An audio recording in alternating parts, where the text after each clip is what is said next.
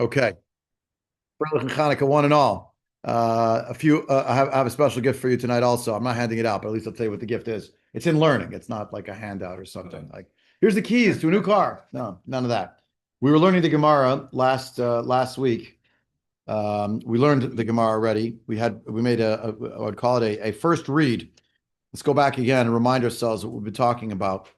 The use of imagery and the imagery that Rabban Gamliel has on some kind of a tablet, a tavla, and also on the wall. It's either two sets or it's one, and he keeps putting it up against the wall. There's a discussion among the Rishonim what it is, but the pshat sounds like he has it. I'm on Chav Dalet off in the bottom. Mutzurot Levana. Hayu Rabban Gamliel b'tavla uvekota ba'aliyato shebehen marid hadyotot ve'omer hakazera ito kazeh. The simple people who come, the commoners who come, he asks them, "What did you see? Let's show me this, show me that. What did you see that you claim you saw when you saw the moon?" And he's showing them diagrams. So the Gemara wants to know, Umishari, is that permissible altogether? V'aktiv lo ta'asun iti, and the drasha on those words, don't make with me, is read as lo ta'asun kidmut shimshai. Don't make anything in the likeness of that which serves me. What is that? Amar Abaye lo asatorla shamashin shavshla sotan kimotan. It has to be that which serves Hashem that you could replicate. You can't replicate a sun and a moon, but you could replicate various objects. This is the first layer of Abaye. Kedetanya lo yase adam bayit tavnit heichal achsadra tavnit ulam v'chulei v'chulei. Don't make your house in the dimensions of the sanctuary of the Beit HaMikdash. Don't make I guess it would be a portico of some kind in the manner of the ulam. The ulam is in the Beit HaMikdash, by chain at least. In addition to the actual structure of the Heichal, there was an antechamber that really, when you looked at it from the sky, I say it every time, it's like an upside down letter T. And we had the main Heichal, and then there was another building that actually protruded on either side. They stored the knives there for shchita, etc., and it was on the way in. We'll get back to Tosafot in a minute on that. So don't build a hall that is going to that looks like that. It's that size. Well, that's going to be Tosafot's question. So hold that thought. Right, I was alluding to that. Like, what do you mean by don't make it exactly in the same design, the same color of the stones, the same dimensions? Seems to have a lot to do with dimensions, but here you have Chatzer Keneged Azara, Shulchan Keneged Shulchan. Now we're up to appurtenances or components in the Mikdash. Yeah, Shulchan Keneged Shulchan, Menorah Keneged Menorah. You can't make a menorah as against the menorah, and that's where we got into our sugya, which we'll get back to tonight. And the Gemara, just by the by, I forgot. Rashi on the bottom of Chav Dalet Aleph, Lo tasun iti means don't make images that stand with me. What does stand with me? That's the first interpretation of that is stand with me means that serve as ways to serve me. Beit HaMikdash. The notion that the Mikdash is that which we do to serve Hashem. So these are the images that stand, so to speak, with me, but it really means kidmut shimshai, those that serve me. And Abaye qualifies, it has to be something you actually could do that with. The sun and the moon, you can't really replicate. So, right, which makes you think it must be about dimensions and sizes. Yeah. So now, even though you can't make a menorah as against the menorah, you could make one with a shinoi. Aval osa, shell, next phrase, chamisha, b'shel shisha, b'shel shmona, right? You can make it a 5 or 6 or 8. Right? If you look at Rashi here, by the way, Rashi writes shel chamesh neirot v'shel shishat neirot. So there's a little bit of a discussion among the Achronim. I would have thought the pshat of the Gemara is the branches on the candelabra. How many? 7 is in the Mikdash, so you could make 8, you could make 5 or 6. But Rashi didn't write that. He wrote neirot. And the ner is actually the actual receptacle that holds the oil, right? So the question comes up, well, what if you had something that was 7 branches, but you lit 8 candles? How can you do that if you're only 7 receptacles? Huh? If the menorah only has 7 So you answer. You asked, you answer. How could, what? One branch has a. Yeah, one branch has a wider diameter, and there's two candles in it. Two wicks. But I'm saying, but Rashi used the word neirot, which implies candles. And I'm trying to explain, candle's not like a wax candle you have today. Candle really means the ner is the actual little receptacle that the container that holds the oil is called the ner. Meaning you could theoretically have one And branch the wick. with a wide table. Right. And you could have 8 things there. Exactly. That you might have thought. That would be okay. Well, no, with 8 road and Oh. one branch. Yeah. You would now know with Rashi that that's not okay. Yeah. That was one of the. Yeah. Okay, No, fine. I mean 7 they wrote in that. Well, 7 is not okay, but 8 is okay. But there's a back and forth. Some of the commentators on Rashi kind of like, come on. He said neirot, but he couldn't have possibly meant that he was distinguishing between the lamps versus the branches. We mean the branches. It's a 7-branched menorah. So again, it depends on sort of how detailed you want to be in the realm of interpreting Rashi. And generally, that is what Rishonim do. They try to have an extra Gemara. Yeah. Go to the Rishonim. You want to grab one? Yeah. You're just listening in. Beseder. So the Gemara then says, and here we're back to George's point. It's like now the dimensions might be identical, but you think by making them out of a different substance. Don't do that either. Just don't do 7. It has to be that when someone will look at it, regardless of the substance, they'll automatically see that it looks differentiated from the way it was in the Mikdash.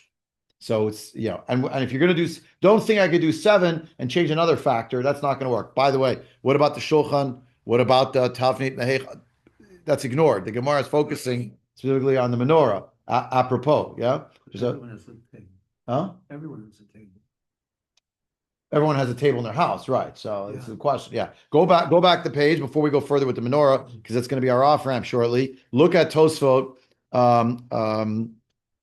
Look at Tosafot B'dmut Shimshai.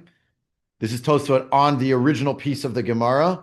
Tosafot Behechal Ve'ula Mukila Ve'logar Sinam Shamshim Lefana B'mara. Right? This, when we talk about Shimshai, we don't mean like the Shemesh and the Yareach, which are the Shamashim of Hashem, hence the name Shemesh, but rather we refer to those which we use to serve Hashem. We uphold it. It's a loose translation. With the sanctuary and its antechamber, do we uphold it? And we're not reading the words B'dmut Shimshai Asam Shamshim Lefana B'maram. That's coming. We're not up to that yet. But the initial in the Gemara here is referring to that which we use to serve Hashem. Now, Achsadra Tavnit Ulam Tosfot Stam Achsadra Ein Bo Ki'im Gimel Mechitzot Uravit Prutza B'Miluah. When you think of a portico, a stately building, I think the White House is like this, no? There's an overhang. There might be walls on 3 sides. There's the house behind it, and maybe there's walls on the sides. But the point of why it's called an achsadra is that the 4th side, the one you're looking at, is open. It has maybe a column or 2, but it's not sealed. And that's an achsadra. And the Ravi is Prutz of Milah right across the board. Kidamasma Perak Lo Yachpor. De Ka'amar Olam Domel Achsadra Ruch Tzfonit Enamasuvevet. I don't understand what this means, but that's what the Gemara says. So I'm just telling you verbatim what the Gemara says, which is that the world is like this portico. The northern wall of it, the northern side of the world, is not encircled. It's not enclosed. I just told you what it means, but I don't know what it means. So, hello. The Katane Achsadra Tavnit Ulam. V'had Katane Achsadra Tavnit Ulam. Fi shahaita pitcha gedola kari le'achsadra. Here it compares the ulam to the achsadra, and yet it says don't make an achsadra that looks like the ulam. Why? Because the doorway on the ulam was so large that we called it an achsadra even though it wasn't completely open. Meaning the doorway in the ulam, there was a doorway to the ulam, and then the doorway to the heichal was actually inside of it. So it was like a covered area. But the frontal view of the ulam was not entirely open. It was with a doorway, but it was a large enough doorway that we called it an achsadra. Dehavale gifufe tedvav ama mikan v'tedvav ama mikan. It had an overhang from the Heichal. Again, it's that upside, when you're looking at it from the top down, an upside down letter T. So the bottom piece, that's the Achsadra, and then the Heichal protruded from it. Okay? Or you're looking at it here, west, east. So you're looking at the Ulam, and then the Heichal's behind it. The Heichal is coming out of it. So it had 15 amot on either side that overhang the building. So Tosafot say,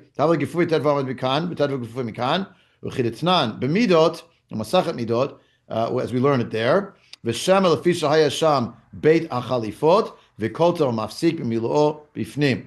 Right? Maybe inside, because of the manner of what was going on there, what they kept there, the knives, the uniforms they kept inside there, and there was a wall that was dividing on the inside. Basically, it's as if it doesn't exist. The part, the ula, you're looking at it, and the heichal's behind it. The doorway was large enough in the part that corresponded to the width of the heichal that we assume that that's called an achsadra, even though the truth is, unlike an achsadra, part of that the wall. The doorway was closed. Understand? But it was large enough that when you lop off the 15 amot on either side, the part that was as against the heichal, most of that was open. We call that an asadra. And we lop off the other two sides. Okay. So that's Tosafot to understand that. So obviously Tosafot also wrestling with like, okay, what exactly in this story do we mean when we say don't make it looking like something else? Sounds like it has to do with the size, the exact dimensions. You change the size, fine. Menorah seems to have to do with the branches, the appearance when you look at it initially. Now we're back into the Gemara on Chaf Dalet Amud Bet. Rabbi Yossi Bar Yehuda Omer, Af shel eitz lo yaseh kederach she'asu malchei beit Chashmonai. You can't even make it out of wood in the manner that was made by the kingdom of the Chashmonaim. That was our Chanukah gift from last week. So the Rashi here, אפילו ששאר מן המתכות, לפי שכיוצא בהן כשרה לפנים, כדתניא ועשיתם מנורת כלל, זהב טהור פרט, מקשה תעשה חזר וכלל, מה הפרט מפורש של מתכת, אף כל של מתכת. So, you could use other types of metal for the menorah, and it would be kosher. And we learn this from the pasuk that tells us about building the menorah with the klalu fratu klal, iatadan ella ke'ein haprat, not immediately directly like the prat, but like the prat. So klalu fratu klal, make a menorah, prat, the zahav tahor specifically, and then the klal, miksha teaseh, excuse me. So this is v'asita and teaseh, as the brackets in this pasuk, that's chazu klal. So since the prat is gold, what's ke'ein haprat? Like the prat. So not gold, but anything like gold could also work. Yeah, other metals would also work. So Rabbi Yosef Bar Yehuda says, don't make it out of wood. Don't even make it out of wood, even though, because you know why? There's a historical precedent in the house of the Chashmonaim. That is what they did. If you look at Rashi again, the last of the wide lines of Rashi, Af shel eitz lo yaseh shekiyotze b'akshera lifnim, because things like wood would work inside, according to Rabbi Yosef Yehuda. Rabbi Yosef Bar Yehuda darish le likra b'ribui umiut. He doesn't see klal for the klal, but a ribu umiut. My Ravi kol mile, umay miet cheres. V'achim first lo menachot. The Gemara Menachot picks this up on Chav Chet, which we won't have time to see inside, because we're still going to get to the Maharsha and the LaNer over here. So he goes by ribui and miut. The ribui is that it has to be done in a certain way, i.e., it's going to have to be made to certain dimensions. But what's the ribui? You can make it out of anything you want. The miut is only going to be cheres. What's the difference between wood and cheres, and wood and metal and cheres? It's taka a question. Seems that the miksha is you're hammering it. The wood, you're shaping it, carving it, so it's removing things. The clay, it's a blob, and you're not cutting it away, but you're making it into something, and that's the miut. It can't be made of kli cheres. It wouldn't be an issue of tamei or tahor in terms of wood versus Oh. metal. We will come to that in the Maharsha. Okay. Yeah. But it's just fascinating that there's actually a statement here that Rabbi Yosef Bar Yehuda thinks that on Hanukkah, the menorah was made out of wood. So the Chachamim disagreed. Amru lo misham raya? That's your proof? Shpurin shel barzel hayu v'chipum b'ba'atz. These are they were rods made out of iron, and they were covered in ba'atz, which in English is tin. But when they're called ba'atz because once it gets tarnished, it fades. It looks like wood. That's why it's called ba'atz, like eights, but it's not really eights. So that's actually what happened according to Chachamim. I guess you could say they're the plurality, so they're definitely right. Or you could say in historical matters, could be they're right, could be they're not right. It's not a halachic question, although there is a halachic implication. So, He'ashiru asa'um shel kesef, chazru he'ashiru asa'um shel zahav. When they got wealthier, they made it into silver, and wealthier, they made it again into gold. Yeah, so they made it out of gold. They didn't cover it in gold. It wasn't plated anymore, but they're actually making it the right way. Yeah. So if you look at Rashi, Kshegavra Kederach Sha'asim Malchei Beit Chashmonai, Kshegavra Yadam Al Yavanim Votzium Yerushalayim V'tiharu Ad Mikdash V'Hayu Aniyim V'Yachlu La'asota Shel Zahav. They couldn't make it out of gold, so they had to make it out of wood. Where was that? According to this Gemara, Rabbi Yosef Bar Yehuda, where's the menorah? They took it. It's gone. That's their view. Yeah. Challenging. That's their view. Okay.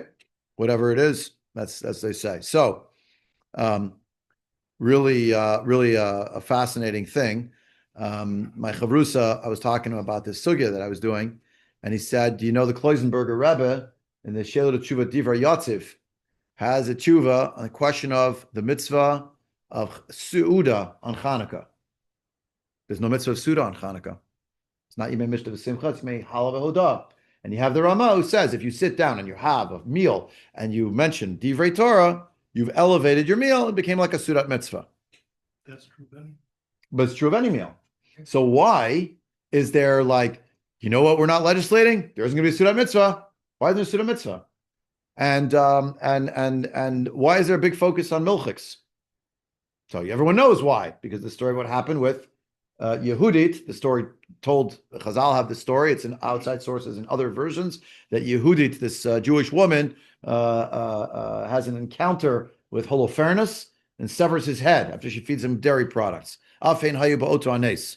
Yeah, there's a lot of implications to that story, and maybe there's more behind it. One year, that was the shir of Afein hayu ba'oto anes, the Sunday night, like the shir, the Hanukkah shir was that sugya and halacha and hashkafa. It's much more than just that one episode with Yehudit. But by the by, the Divrei Yatziv of Kloisenberger Rebbe, you have to know about him, that he was a Nitzol Shoah.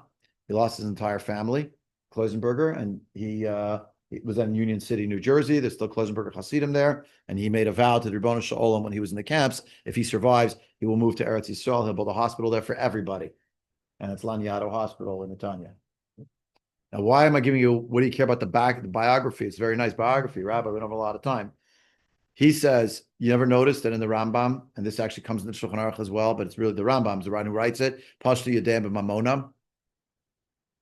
And then you find out that there's this story over here that it mentions that they built the menorah was built out of wood.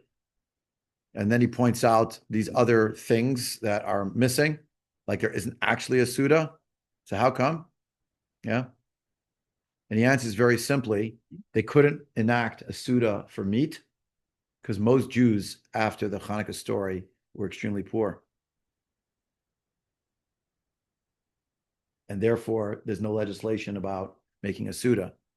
And that's possibly the focus on Gvina. It's cheaper. And that's right. And he says that's what it means. The Shpurim Shel Barzel, V'chibum B'Ba'atz. And then when they got wealthier, what did they do? They made them out of kesef. And then when they got wealthier, they made it out of gold, right? And the Gemara in Brachot, Havdalah. Originally, Havdalah was in Tefillah. They got wealthy. They said you have to make Havdalah ala kos. They were impoverished again. They put it in the Tefillah. What do we have today? Both. Yeah. Well, we don't think in those terms, but you start seeing it. Oh, wait a minute. Why were they making it out of wood? So the Divrei Yosef seems to indicate that this was related, and that's why there's no mitzvah of Sudat Chanukah, because nobody could afford it. Which goes to my theory that I mentioned on Shabbos and before Shabbos as well. The beauty of Hanukkah is that it is a holiday that every Jew can be successful at in the Mahadrin manner. And that's why the Rambam's saying Chavivi Yad Me'od, and that's why he's saying even an uneven parnis minat staka has to make sure to get the candles, yeah, But why? Because we're worried about these issues of the finances of the Jewish people. It was part of what the Greeks went up against, what the Seleucid Greeks they tried to destroy, and you see that here in this very story. That's why they're making out of wood. Yeah, carbon biorate. Yeah. Also, yep. Also, correct. All part of the mix. So with that, the Gemara goes on. We actually already made a lane in the Gemara, but I want to spend the rest of the time tonight zeroing in again the Maharsha, because I didn't give it a fair shake. And since it is Hanukkah, start at the top of the page. This is the Maharsha on the Gemara in Shabbat. That is the headquarters and the only source, in fact, of the story of Hanukkah, my Hanukkah, and Rashi says, for what miracle was it made? Yeah. So look at the top here. I'm reading the top part here, which we didn't do last time because it will be germane to when we see the Aruch LaNer. So my Hanukkah, Pirish Haran, Klomar Chanu B'Kafeh. They rested on the 25th. That's why it's called Hanukkah, Ayin Sham. Uktzat Kasha, my Chaniyat, Shayach Hacha, Kevin de Hutter Behen Malacha, Lo Nitnu Liamtiv, El Hodot, Lahalel Hodot. It's a little bit strange. If you're saying Chanu on Kaf Hey, then why is there a heter to do malacha? And why isn't there a yomtiv? And all there is Hal and Hodah, right? That's what we have for the holiday. So I can't believe that Chanu Kaf Hey means they rested on the 25th, because then how would you emulate it? You'd rest on the 25th. We don't do that. Venir Lefarish, he disagrees with the Ran. Venir Lefarish, Denikra Chanukah al Shem Chanukah Mizbeach. Kida Amrina Perak Rabbi Shmuel. The Beit Chashmonoi Ginzu Avnei Mizbeach Sheshaktu Anshe Avodat Gilulim, right? The impurity placed upon the Mizbeach defiled it. So the Beit Chashmonoi shows up, and they have to put in Geniza the stones from the Mizbeach and build a new one, right? They'd already Sheshiktu Anshe Avodat Gilulim Lavodat Zara. V'hutzrach livnot Mizbeach Chadash. They have to build a new one. Ulekach nikra Chanukah. It's not the concatenation of Chanu Kaf Hey. It's Chanukah because of Chanukah Mizbech. V'lo ka'amar hacha my Chanukah ella me'eza nes kavu oto lahadlik bo nerot. Why do we have a miracle that we have to light candles? Gam lefi medrash Breshit Rabbah shemalachet hamishkan nigmar b'chafei b'kislev. Really, the Mishkan was finished on the 25th of Kislev. V'lo chanchu ad Rosh Chodesh Nisan. They had to wait until the 25th of Nisan to actually inaugurate it. V'shavu v'shabo to Rosh Chodesh Nisan. What did I say? 25th. I meant to say 20. Sorry, to Rosh Chodesh Nisan. It says Rosh Chodesh Nisan here. Sorry, getting ahead of myself. V'shabo noldu ha'avot. Again, questionable if they all were born there or just Yitzchak Avinu. But okay. V'HaKadosh Baruch Hu shilem lo b'yemei Matityahu v'chulei. And Hashem paid it out in the time of Matityahu to the 25th day of Kislev. Hainu nami shaya k'mo shekatuv sheshilem lo liot b'yom chinuch hamizbeach ayda Matityahu sheshiktu anshe ovdei gululim mizbeach hayashon. They destroyed the previous one, so this was the new one, and it's inauguration. It's not a concatenation of the words Chanu Kafeh, but it's the inauguration of the Mishkan. Particularly of the Mizbeach, rather, not of Mishkan, of the Mizbeach that takes place on that day. Okay? And why is it connected to why doesn't everyone build a little Mizbeach? Because we don't have, we have an Isser Bamot. So you can't do that. What about a symbolic one? No, that'll be like a Matzeva. Not allowed to make a Matzeva. Parshat Shoftim. So what do we have? Make a menorah. Everyone could light a candle. Yeah? And of course, and the Nes, of course, was with it. Timu Kol Hashmanim. Now I'm in here, and I'm going to make one tikkun. I said something incorrect last week. I went to look it up. I was very surprised, but you see my ignorance showing. V'loya efshalotakin shemetar ad shmona yamim lefisha hayu tmei meitim k'mo shekatuv habeit Yosef v'hareim bebiuro rav lasmag. So I thought the re'im was somebody else, but it turns out it really is Rav Eliyahu Mizrahi, who I know as the commentator on Rashi, one of the main commentators, or earlier commentators on Rashi. Eliyahu Mizrahi wrote also parish on the Smag. The Smag is the Sefer Mitzvot Gadol by Rav Moshe Mikusi, 13th century. It's like exactly what you think it is, a compendium of mitzvahs. People were writing those. You have the smag and then the smak. Sefer Mitzvot Katan by Rabbi Yitzchak Mikorbei. So this is the smag, and there was a commentary on it, and this is the Beit Yosef wrote, and Rabbi Yonah Mizrahi both wrote, the reason why we needed 8 days to get the oil, that's because everybody is ritually impure, and we can't get Shem and Tar. That's the classic reason we know. Beit Yosef codifies it, fine. V'ayin sham b're'im, and Rabbi Yonah Mizrahi b'ma hayu hanochri matamim. How that exactly, you can look over there, exactly how it was they defiled everything. Gam katav sham, kaven dehayu kulan tmei metim, heyachi liku menorah. He also says, since everybody was impure with tmei metim, after all, they just fought a war, they're in presence of bodies, how are they going to light the menorah? V'harei timu et hashemen bad lakatan. Never mind that the oil, the cruse of oil that they find is pure, right? Remember? But they're also all tmei metim. So if they're all tmei metim and they touch the oil, what's going to happen? They made it tummy. So, so that's the question. So, how do they actually light the menorah? Wouldn't they be matami the shemen when they lit it? So what do you answer? Matirates, shidliku otai pshute klei eitz ad kan lashono. This is how did they light it? They used pieces of wood. Somehow, with pieces of wood, they were able to get the oil into the lamps. Pshute klei eitz. So some kind of long vessels. Either they were like picking it up somehow out of the jug. They lifted it up with two like tongs. It's not clear, and they were pouring it in. That's the Re'aim's view of how they must have done it. Because otherwise, how are you going to explain this?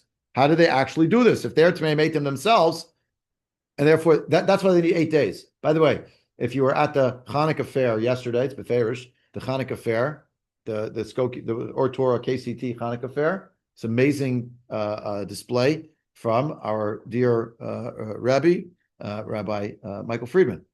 So what is he doing? He's making olive oil while you wait. He brings the olives. He has a press, right? Now he has one thing that they didn't have in the ancient world, which is the centrifuge. A little centrifuge, little wind-up thing. But when you centrifuge it out, then he takes a syringe and he can pull out the oil. It's a minute quantity, but you did it enough, and you need a lot to get into the 7 branches of the menorah. The point is, doesn't literally take 8 days to do, except if you're tummy mate and you need a 7-day process to become tahor. That's the problem, and therefore 8 days till they could bring more oil. Why didn't they just wait till they were tahor? Because they had arrived and they wanted to go right away. That's the point. Yeah, that's the question, right? There's reason makdimin, and they decided like if we could do one mitzvah now, and you see it's a precious mitzvah, right? Chaviva hi ad meod, even. You could say, but the thing is, they could knew have there was going to be an ace. What? What were they going to do day 2? We have at least one day. We could fulfill this mitzvah. We'll do one day. But then they get there the next day, and the oil's still there. Wow. Okay, we'll get 2 days out of it. 3 days. Now, is the oil going down and filling back up? Or is the oil this incredibly slow burning oil? I'm not claiming a nace or anything. I'm not on such a madrega.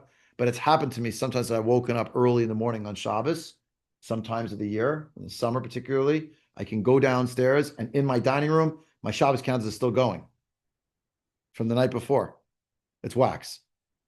So, but how could that be? They're only supposed to be, 6 hours or something, and you lit it like, I don't know, you made early Shabbos, so that's like, I don't know, before 7 o'clock.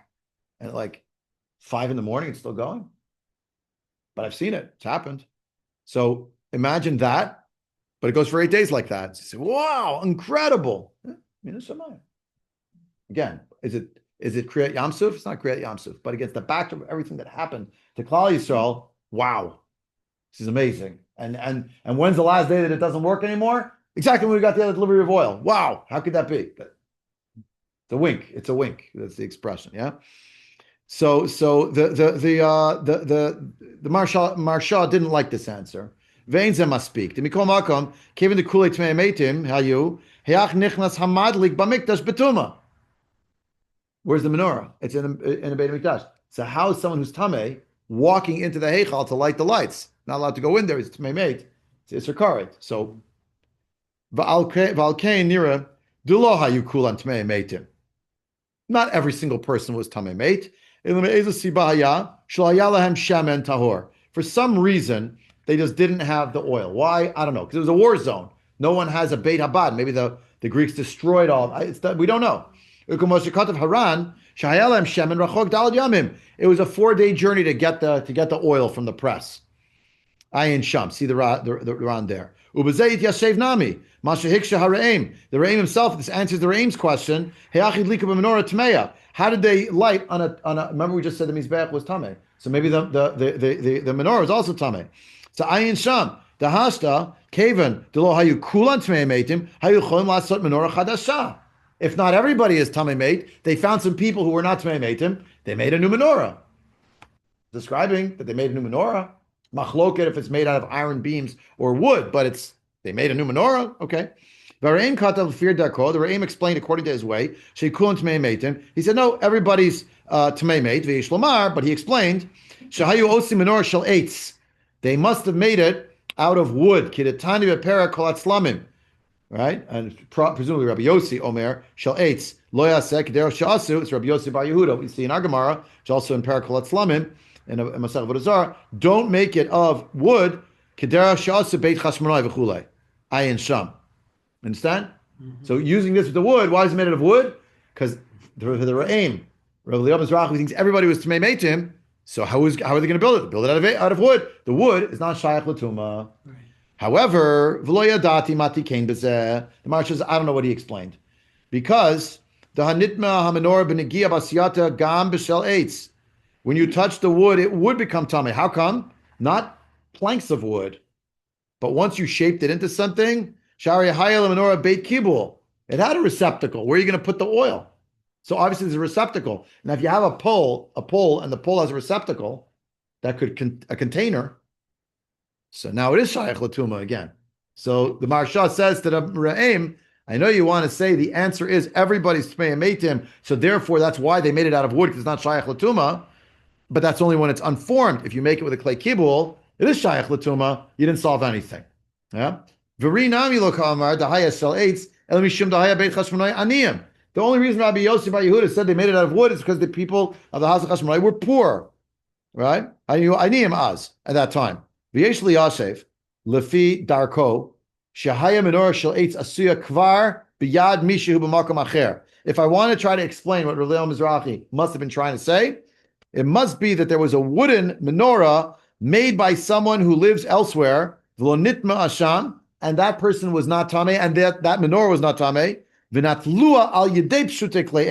brought it with wooden beams, like wooden poles. That's how they lifted it. They made staves out of it or something, and they put it under the arms of the menorah, the wood menorah, and they carried it. Nasu ala mikdash.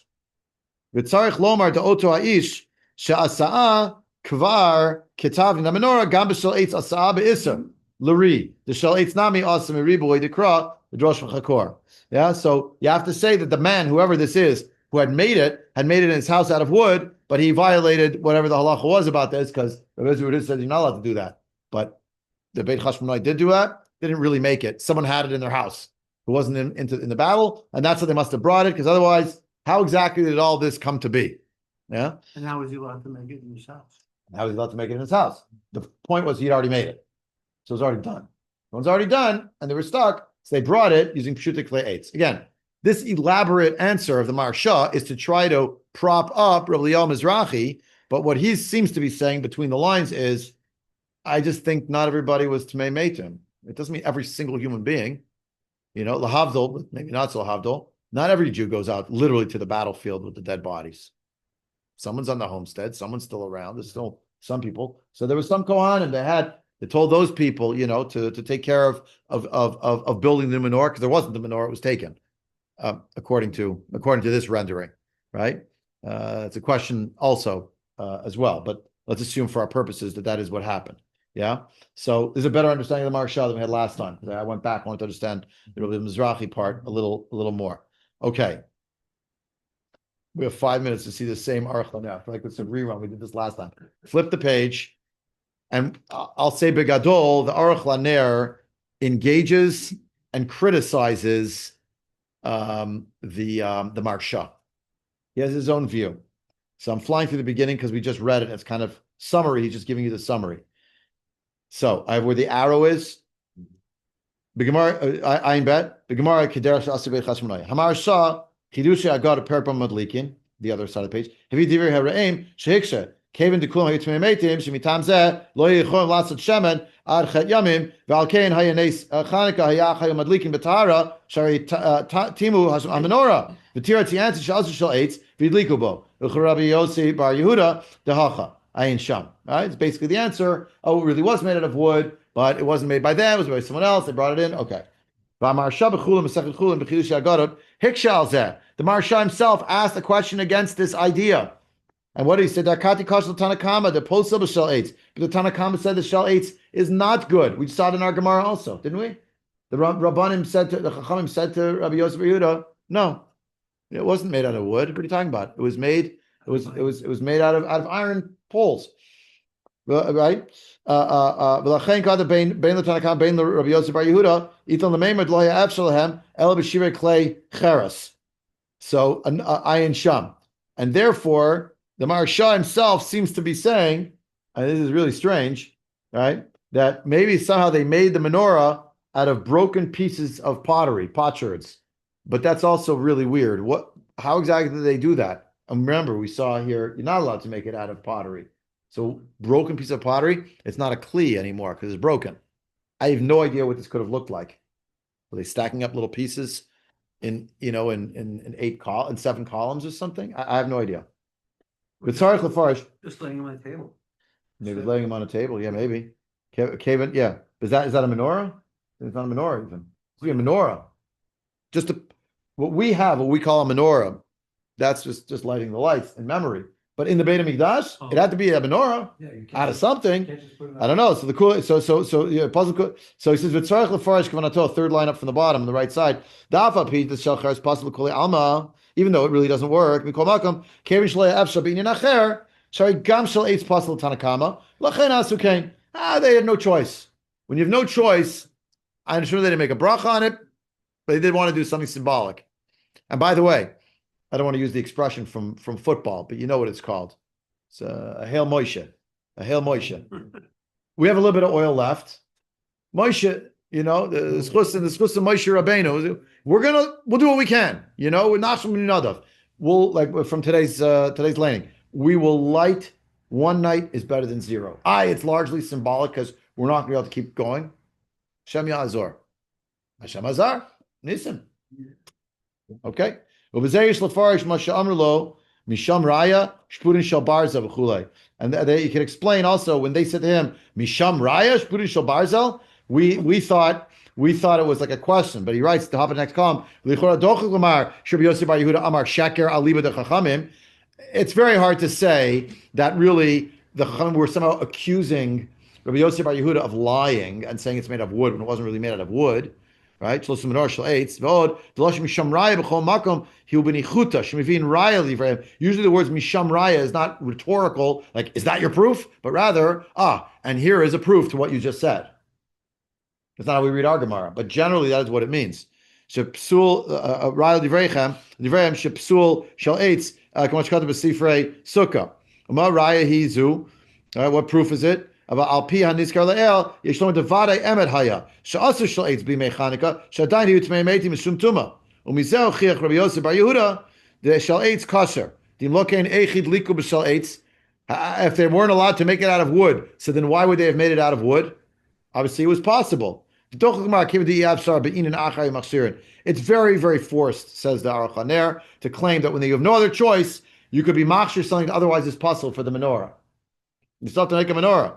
Maharsha. They answered him when they said Misham Raya. They answered the Adarabah, Misham Raya Dvarenu. That's a proof to our idea. That really they must have been made out of iron. Perish kshenitaru hayu also shpurin shel barzel chipum bebedil. V'im haya shel eitz kasher lama lo hinichu menorah shel eitz. If making out of wood is good, then how come the next step on the process was to make it out of iron poles and covered in tin? You should have just left it as wood because it would have been good enough. Misham Raya. The very fact that you're saying that they made it initially out of wood shows you they didn't want to leave it that way. They wanted to get to the next level because it's not good.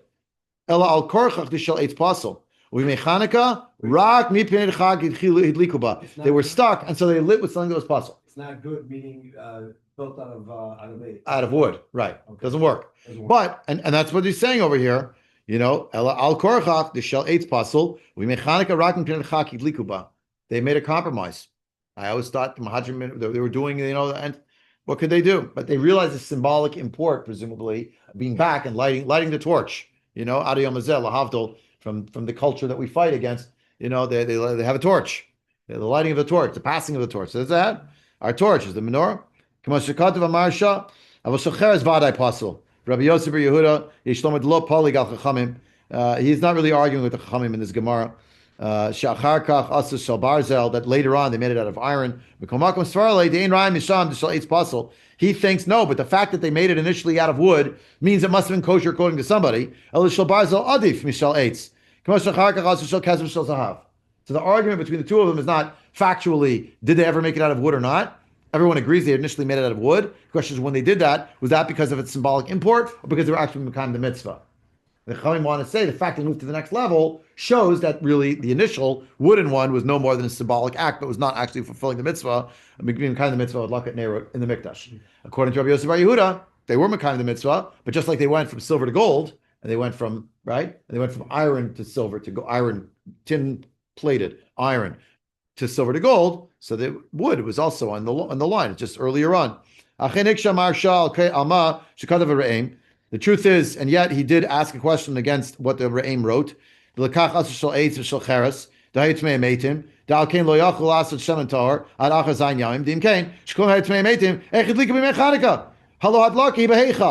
the Heichal. So how do they do that? But the Aruch LaNer says, I think it's not a problem to go into Tmei Meitim in this circumstance. Why? The Hutru Likanes Betuma, the Adlakat Neret Hayumi Korbanot, Shekavu Alehem Zman, Shedocha Shabbat, Vituma. There is a concept in halacha, Tuma Hutra B'tzibur. And therefore, Tuma Hutra B'tzibur means, if everybody's Tameh, then if you have things that are related to the whole Tzibur's obligation on a given day, even in the Makom HaMikdash, you could do it. So the Korban Tamid, Tuma Hutra B'tzibur. Menorah, says the Aruch LaNer, in that category as well. How do I know? Because they lit the menorah on Shabbos. No, they lit a fire on Shabbos. Yeah, but it's transferring the fire from the Ner Ma'aravi, v'chulei, that is allowed because it's part of the avoda.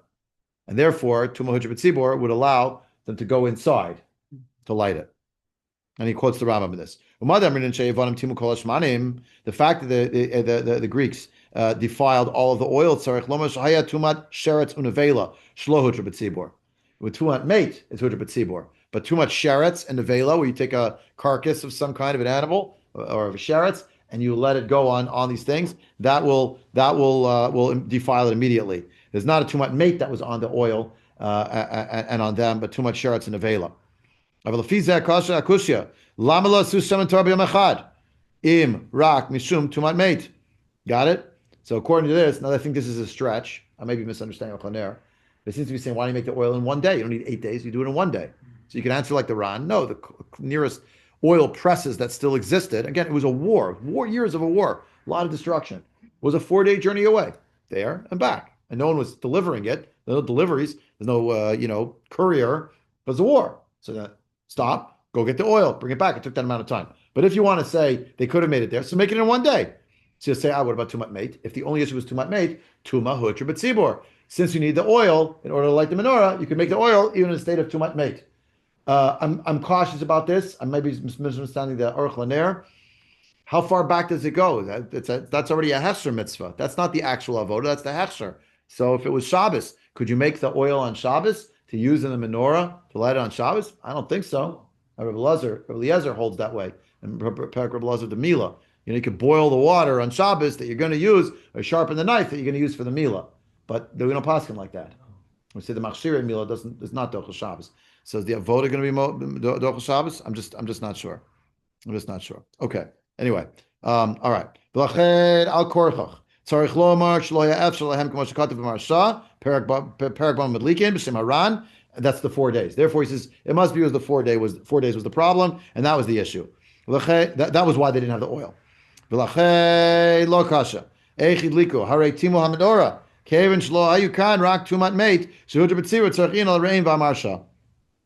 Okay, if there were matami the menorah, since there's only tumat mate. So if the tumat mate is all that there was, then why couldn't they light the menorah also? Tumat hutra b'tzira. So maybe even though it was tami, unless it's this other kind, the tumat sheretz and nevela, which it was too late, they couldn't do anything to it. Gam tzarchin al masha kadav aran b'shabbat. Dehiksha de la halo hapach shemen shematzu. Avshaya chatum bechotem shel kohen gadol. Harei hayatom beheseit hazav denochrim metamim kizavim.